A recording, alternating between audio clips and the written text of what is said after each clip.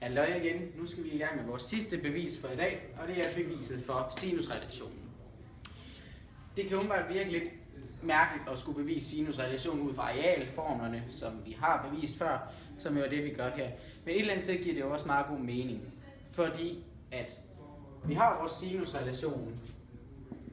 Hvis vi lige starter med at skrive den op, sinus til A over A er lige med sinus til B over B er lige med sinus til C over C. Men vi har jo også tre arealformler, og de tre arealformler giver jo det samme. Og det gør de her jo også. Så et eller andet sted, hvis vi sætter de tre arealformler, hvis vi lige prøver at fjerne dem her, og så prøver at sætte vores arealformler op mod hinanden.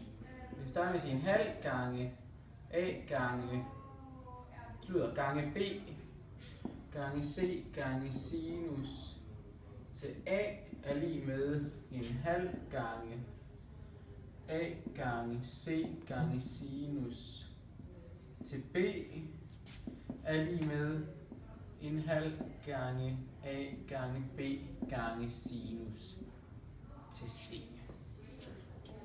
Så har vi jo en lang ligning her, som vi jo så kan forkorte efterhånden. Vi starter med at trække og få fjernet de her en halv. Og det gør vi jo simpelthen, fordi vi har gange så tager vi en halv fra på begge sider, så der kommer til at stå i næste led, kommer til B gange C gange sinus til A er lige med A gange C gange sinus til B er lige med A gange B gange sinus til C. Så har vi altså fået fjernet de her en halv. Og det vi så skal til at gøre, det er nu det bliver rimelig avanceret. Og det er, at på hver side, der skal vi dividere. Altså vi kan sige, at vi dividerer med en halv her. Herfra og hertil. Nu skal vi så til at have divideret med ikke mindre end A gange B gange C. I alle led.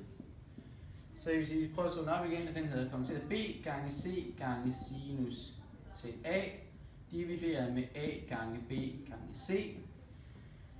Og det bliver til, nu gør vi en lille vandret her, A gange C gange sinus til B, divideret med A gange B gange C.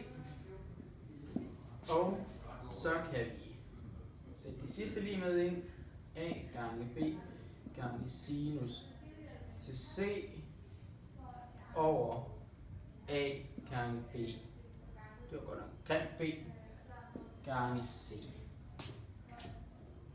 Så langt så godt.